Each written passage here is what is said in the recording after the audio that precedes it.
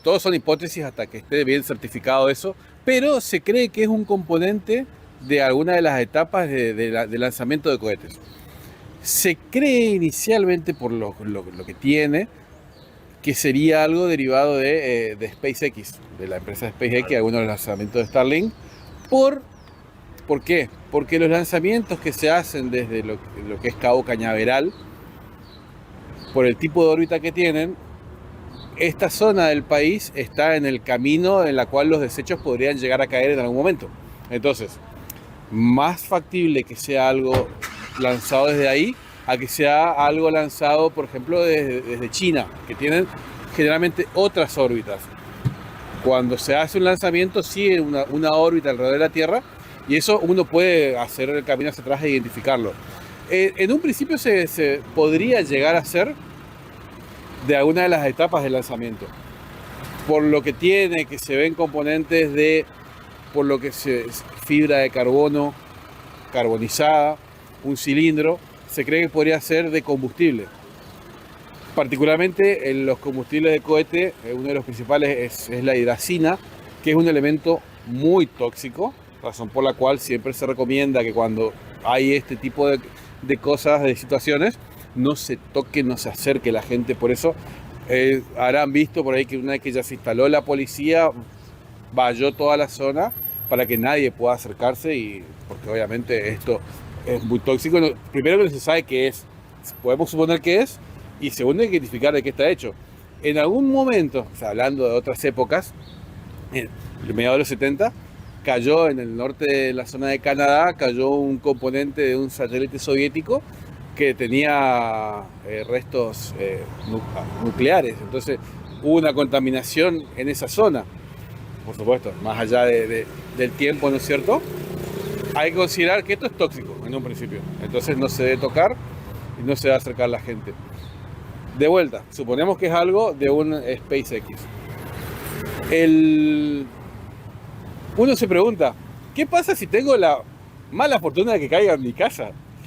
Estos componentes están bajo lo que es la ley de eventos espaciales, que el Estado que patrocina el lanzamiento es el responsable de por vida de lo que haya. Entonces, en este caso, el responsable sería el gobierno de los Estados Unidos, y él se encargará después de hacerlo, arreglarlo con SpaceX en este caso, ¿no es cierto?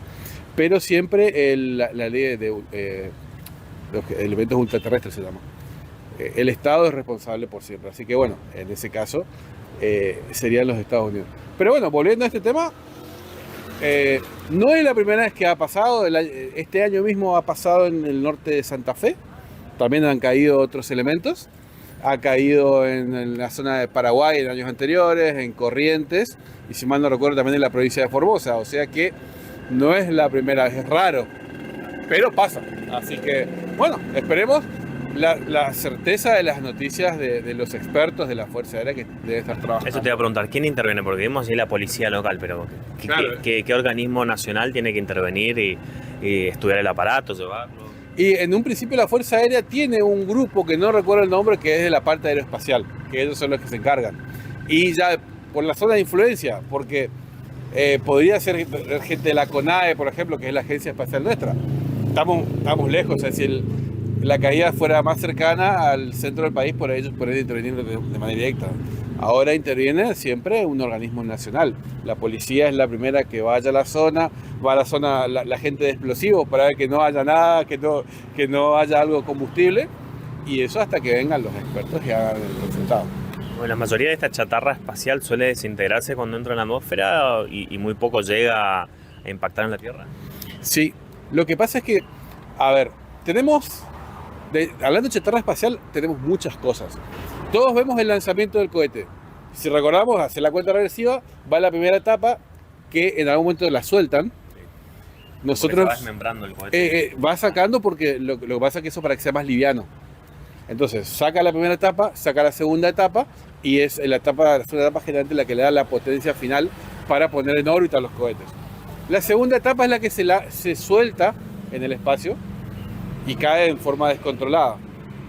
Entonces, esa entra en órbita baja, puede entrar en órbita baja de la Tierra, pero la gravedad, la atracción del Tierra lo va trayendo y va bajando lentamente. Por eso te decía, esto se lanza desde Cabo Cañaveral y entra en órbita alrededor de la Tierra, y entre una de ellas pasa por acá, y bueno, justo puede ser que caiga acá o puede ser que caiga en otro lugar, ¿no es cierto? Entonces, esa cae lentamente. Después está la otra parte de la chatarra espacial, que son los satélites en desuso, que ya dejaron de usarse, quedaron sin combustible. Esos van cayendo, o sea, simplemente la recomendación es que reserven un poco el combustible final para hacer un acercamiento más hacia la órbita baja de la Tierra y que caigan y se quemen en el reingreso. No siempre hacen eso, entonces quedan en órbita y después de años van bajando lentamente y caen indefectiblemente. Generalmente se queman, pero no siempre, por ahí, por el tamaño o los componentes.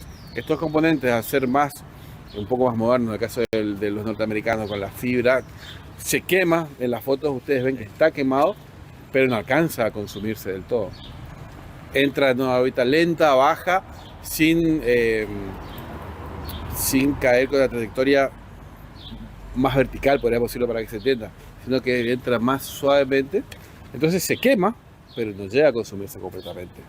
Así que hay componentes que sí, un panel solar, en el caso de un satélite, puede llegar a quemarse completamente, pero la parte central le va a costar un poquito más. Puede haber sido una tragedia esto si caía acá en la ciudad, pues 1 milímetro del... Sí, imagínate, o ahí en el mismo campo que caiga sobre la casa del desafortunado habitante del campo, ¿no es cierto? Pero sí, puede dañar los animales, la granja o donde sea. Sí, es un peligro. Lo que sí no he visto por ahí en las imágenes es un cráter, algo notorio. Puede ser que tuvo una velocidad, por eso te decía, a una baja velocidad fue el ingreso, una órbita bastante oblicua, un ingreso bastante oblicuo, entonces por ahí puede ser que haya rebotado y rodado, más que dejar una marca muy visible. Pero sí, pudo haber sido. Si cayó en Tirol, si caía un poquito más, estábamos acá en la ciudad de Resistencia. Muchas gracias. Gracias a ustedes.